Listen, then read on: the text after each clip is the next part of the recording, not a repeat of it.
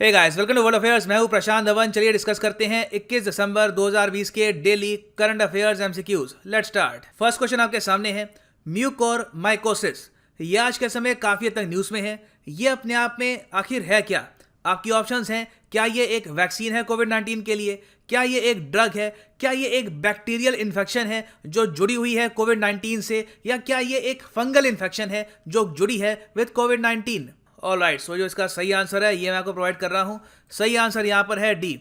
ये एक टाइप का फंगल इन्फेक्शन है जो बहुत ही लंबे समय से वजूद में है, मगर आज के समय ये कोविड-19 पेशेंट्स को इम्पैक्ट कर रहा है और इससे आंखों पे बहुत ही नेगेटिव असर होता है। कई पेशेंट्स हैं जो अपनी आई साइट खो चुके हैं इस इन्फेक्शन की वजह से। तो आप कह सकते हैं कोविड-19 तो है एक अलग से बीमारी, ये एक बीमारी है जो साथ में हो जाती है जब ह्यूमन बीइंग की इम्यूनिटी हो जाती है बहुत जरा कम। और अब तक जो स्टडीज हुई हैं उससे यह पता लगा है कि जो शुगर के पेशेंट्स हैं वो काफी हद तक प्रोन है इस बीमारी से। डॉक्टर्स ने यही कहा है कि अगर कोविड-19 हो और आंखों में तकलीफ हो तो जल्द से जल्द इसका टेस्ट कराना चाहिए। आगे बढ़ते हैं। द ग्रेट कंजंक्शन आजकल बहुत ज्यादा न्यूज में है। दो प्लैनेट्स हैं जो आज रात मतलब कि 21 दिसंबर की रात को बिल्कुल परफेक्टली अलाइन हो जाएंगे, जिससे आसमान में बनेगा एक बहुत ही खूबसूरत दृश्य। सो आपको यहाँ पर यह बताना है कि द ग्रेट कंजंक्शन किन दो प्लैनेट्स की वजह से बनेगा। आपकी ऑप्शंस है Venus Mars, Jupiter Saturn, Jupiter Mars, या फिर नेपच्यून यूरेनस। ऑलराइट, सो यहाँ पे जो सही आंसर है ये है बी, जुपिटर और सैटर्न। ये जो दो ग्रह हैं यहाँ पे आप देख पाएंगे, नासा की ट्वीट है, Jupiter and Saturn will make their show stopping move on December 21 when they align to form what's known as the great conjunction. और आसमान में आपको दिखेगा ऐसा नजारा। बेसिकली होगा क्या कि जुपिटर आपको दिखेगा आगे, उसके पीछे होगा सैटर्न। दोनों प्लैनेट्स करीब नहीं आ रहे, बस अगर हम धरती से देखें तो आपको दोनों प्लैनेट्स एक के पीछे दिखेंगे, जिससे बनेगा एक ऐसा दृश्य। आगे बढ़ते हैं। उत्तर प्रदेश के किस शहर में बनेगा एक mega leather park with investment of around 5850 crore rupees? आपकी ऑप्शंस हैं लखनऊ, आगरा, कानपुर या फिर मेरठ। ओके, सो यहाँ पर जो सही आंसर है ये है सी, कानपुर। सेंट्रल गवर्नमेंट की अप्रूवल के बाद यूपी के चीफ मिनिस्टर ने यह कहा है कि कानपुर में बनाया जाएगा देश का अपने आप में पहला और अनोखा लेदर क्लस्टर, एक huge leather manufacturing park. Recently India बना है दुनिया का तीसरा देश जिसने बनाई है खुद की hypersonic wind tunnel test facility. आपको यह बताना है कि ये हाइपरसोनिक विंड टनल फैसिलिटी किस शहर में बनी है। ये बहुत न्यूज में है, मैं कहूंगा it is a very important question. आपकी ऑप्शंस हैं बेंगलोर, हैदराबाद, न्यू दिल्ली या फिर चेन्नई। यहां पर जो सही आंसर है ये है हैदराबाद। जी हां, हैदराबाद में बनेगी इंडिया की पहली हाइपरसोनिक विंड टेस्ट टनल। इस पर मैं एक अलग से वीडियो बना चुका हूं, वो भी आप देख सकते हैं। मगर यहाँ पे ये जान लो कि वैसे दुनिया में बहुत से देश हैं जहां पे आपको मिलेगी एक हाइपरसोनिक विंड टनल, मगर इसकी खासियत ये है कि इसका जो साइज है ये मैसिव है। यूएस और रशिया के बाद इंडिया अकेला देश है जिसके पास इस मैग्नीट्यूड की हाइपरसोनिक विंड टनल है, और इंडिया ने ये बनाई है all by itself. It is made in India. और इसकी खास बात यह है कि इसके अंदर हम टेस्ट कर पाएंगे material, weapons, missiles in the speed of mark 5 to 12। तो मतलब कि हाइपरसोनिक स्पीड में हम टेस्ट कर पाएंगे मटेरियल इस विंड टनल की वजह से। तो ये बहुत ही इंपॉर्टेंट है, इसको याद रख लेना। आगे बढ़ते हैं। कोलोन बॉक्सिंग वर्ल्ड कप ये आजकल न्यूज में है। आपको यह बताना है कि रिसेंटली ये बॉक्सिंग वर्ल्ड कप किस कंट्री ने होस्ट किया था। इस पर रिसेंटली ट्वीट भी करी है हमारे खेल मंत्री ने। यहाँ पे कह रहे हैं कि Indian boys and girls have von 9 medals. हमने टोटल जीते हैं 9 मेडल, 3 गोल्ड जीते हैं, 2 सिल्वर और 4 bronze at the Cologne boxing world cup. So एक बार ये क्वेश्चन अटेम्प्ट कर लो आराम से। नाउ जो सही आंसर है ये मैं आपको बता रहा हूँ। सही आंसर यहाँ पर है बी, जर्मनी। जी हाँ, जर्मनी में रिसेंटली हुआ है कोलोन बॉक्सिंग वर्ल्ड कप 2020। पहले इस वर्ल्ड कप का नाम था केमिस्ट्री कप, मगर रिसेंटली इसका नाम चेंज कर दिया गया है to Cologne boxing world cup. और यूरोप की जो भी मेजर स्पोर्टिंग पावर्स हैं यहाँ पर करती है पार्टिसिपेट, और पिछले 50 साल से रेगुलरली ये स्पोर्टिंग इवेंट चल रहा है। इसकी शुरुआत हुई थी 1970 से। काफी बार कहा जाता है कि ओलंपिक्स से पहले ये आखिरी इवेंट होता है जहां पे बॉक्सर्स प्रिपेयर करते हैं for the Olympics. Moving on, आपको यहाँ पर यह बताना है कि माइनॉरिटी राइट्स डे हम हर साल ऑब्जर्व करते हैं किस डेट को। सिंपल सवाल है, ऑप्शन आपके सामने है, इसको एक बार अटेंड कर लो।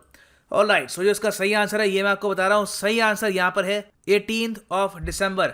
18 दिसंबर को हर साल हम सेलिब्रेट करते हैं माइनॉरिटीज राइट डे इंडिया में। नाउ इंटरनेशनली आप अगर देखो तो कई कंट्रीज हैं जो अलग डे पे इसको ऑब्जर्व करती हैं, मगर इंडिया में हम इसको ऑब्जर्व करते हैं ऑन 18 दिसंबर। इसका रीजन क्या है? देखो रीजन बहुत ही सिंपल है, क्योंकि 18 दिसंबर 1992 को यूएन ने डिक्लेयर करी थी एक statement on the individual rights belonging to religious and linguistic national और एथनिक माइनॉरिटीज। और इस स्टेटमेंट के कई साल बाद 2013 में हमने शुरू किया माइनॉरिटीज राइट्स डे। यहाँ पे आपसे पूछा जा रहा है कि रिसेंटली जेवर एयरपोर्ट को रीनेम कर दिया गया है, इसका नाम बदल दिया गया है। आपको ये बताना है कि ऑफिशियली अब इसका नाम बदल के क्या रखा गया है, UP international airport, Bharat international airport, Noida airport या फिर अटल इंटरनेशनल एयरपोर्ट। सही उत्तर यहाँ पर है नोएडा इंटरनेशनल एयरपोर्ट। एक्चुअली जो इसका ऑफिशियल नाम है ये तो है नोएडा ग्रीनफील्ड इंटरनेशनल एयरपोर्ट, क्योंकि ये है एक ग्रीनफील्ड प्रोजेक्ट। जो प्रोजेक्ट बिल्कुल आप बनाते हो स्क्रैच से, जहां पर पहले कुछ नहीं था, बिल्कुल खाली जमीन पे आपने खड़ा किया स्ट्रक्चर, तो उसको आप कहोगे ग्रीनफील्ड प्रोजेक्ट। तो इसलिए ये है नोएडा ग्रीनफील्ड इंटरनेशनल एयरपोर्ट। और इस एयरपोर्ट को बनाने का जो कॉन्ट्रैक्ट है ये दिया गया है ज़ुरिच इंटरनेशनल एयरपोर्ट को by the Uttar Pradesh government. Zurich आपको मैं बता दूं कि एक बहुत ही फेमस शहर है स्विट्जरलैंड का, और ये एयरपोर्ट आने वाले 4 साल में बन के हो जाएगा तैयार। और इसकी कैपेसिटी होगी टू हैंडल 12 मिलियन, मतलब कि 1 crore 20 lakh passengers every year in the beginning. बाद में जो इसकी कैपेसिटी है ये बढ़ती भी जाएगी। सरकार ने एलोकेट किए हैं 30,000 करोड़ रुपए फॉर दिस मैसिव एयरपोर्ट। और जो इस एयरपोर्ट का लोगो है ये भी चूज कर लिया गया है, ये होगा लोगो नोएडा इंटरनेशनल एयरपोर्ट का। अब ये जो लोगो है ये भी काफी खास है, क्योंकि यहाँ पे जो बर्ड यूज की जा रही है ये है सारस क्रेन। सारस क्रेन में आपको ये बता दूं ये है state bird of Uttar Pradesh. इन्होंने क्या किया कि सारस ट्रेन की एक फोटो है, इसको रेंडर किया, यहाँ पे कुछ एनिमेशन डाल दिए टेक्नोलॉजी के, कनेक्टेड वर्ल्ड के, और फिर बन गया यहाँ पर एयरपोर्ट का लोगो। आगे बढ़ते हैं। क्वेश्चन यहाँ पर यह है कि हाल ही में सड़क परिवहन, राजमार्ग और एमएसएमई के केंद्रीय मंत्री नितिन गडकरी ने निम्नलिखित में से किस राज्य में 19 दिसंबर को 33 राष्ट्रीय राजमार्ग परियोजनाओं का उद्घाटन किया था? ये आपकी ऑप्शंस। सो इसका जो सही आंसर है ये मैं आपको यहाँ पे बता रहा हूँ। सही आंसर यहाँ पर है डी, कर्नाटका। कर्नाटका स्टेट के चीफ मिनिस्टर हैं बीएस येडियुरप्पा और गवर्नर है यहाँ पर वाजूभाई वाला। और स्टेट जीडीपी के हिसाब से आप अगर देखो तो उत्तर प्रदेश की रैंक आती है 4th। उत्तर प्रदेश की टोटल स्टेट जीडीपी है 15,35,000 करोड़ की, और सरकार ने यहाँ पर यह कहा कि आने वाले सालों में 1,16,000 करोड़ के इंफ्रास्ट्रक्चर प्रोजेक्ट्स ये बिल्ड करेंगे इन कर्नाटका। और अभी के लिए जो प्रोजेक्ट्स इनॉग्रेट किए हैं 19 दिसंबर को, इनकी वैल्यू थी टोटल 11,000 करोड़ रुपए, जिसमें कई सड़कें हैं, कई हाईवेज हैं। So this was very much in news, इसको याद रखना। आगे बढ़ते हैं। आपको यह बताना है कि किस इंडियन को दिया गया है young champions of the earth award by UNEP, United Nations earth programme. Now यहाँ पे जो आपका सही आंसर है ये है ए, विद्युत मोहन को मिला है ये अवार्ड। बाय द वे ये मैं बता दूं कि ये अवार्ड ऐसा नहीं है कि इनको अकेले मिला है। यूएनईपी के बहुत सारे अवार्ड होते हैं under champions of earth category. For example जो पॉलिसी अवार्ड है ये मिला है फिजी के पीएम को, फिर साइंस एंड टेक का किसी और को मिलता है, फिर रिसेंटली इन्होंने लॉन्च किया एक नया अवार्ड यंग चैंपियंस अवार्ड। ये दिया गया है यहाँ पर 7 लोगों को from different countries of the world. उनमें से एक है इंडिया के विद्युत मोहन। और अवार्ड देने का रीजन ये है कि इन्होंने नए रास्ते ढूंढे हैं टू यूज एग्रीकल्चरल वेस्ट। आगे बढ़ते हैं। प्रधानमंत्री नरेंद्र मोदी 22 दिसंबर को निम्नलिखित में से किस विश्वविद्यालय के शताब्दी समारोह को संबोधित करेंगे? अन्ना university, Jamia Millia university, Banaras Hindu university या फिर अलीगढ़ मुस्लिम यूनिवर्सिटी?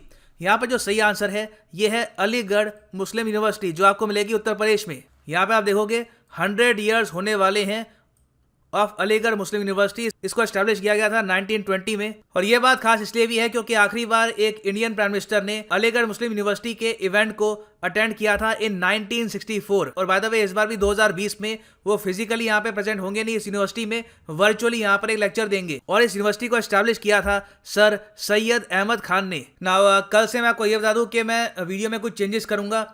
पहले के जो 10 क्वेश्चन होंगे ये तो होंगे करंट अफेयर्स के, बाद में हम कुछ स्टैटिक क्वेश्चंस भी डिस्कस करेंगे जो इंपॉर्टेंट होंगे फॉर वेरियस एग्जाम। अगेन जो ये सीरीज है ये ऐसा नहीं है कि एक पर्टिकुलर एग्जाम के लिए इंपॉर्टेंट है, it is important for all exams. और आज की वीडियो के लिए मैं चाहता हूं कि आप जो लाइक की संख्या है इसको 15,000 पे लेके जाइए। आप लोग अगर सपोर्ट करेंगे तभी मैं ये सीरीज कंटिन्यू रख पाऊंगा। और ये है यहाँ पर एसएससी सीजीएल 2016 का क्वेश्चन आप सब लोगों के लिए। बहुत ही अच्छा क्वेश्चन है।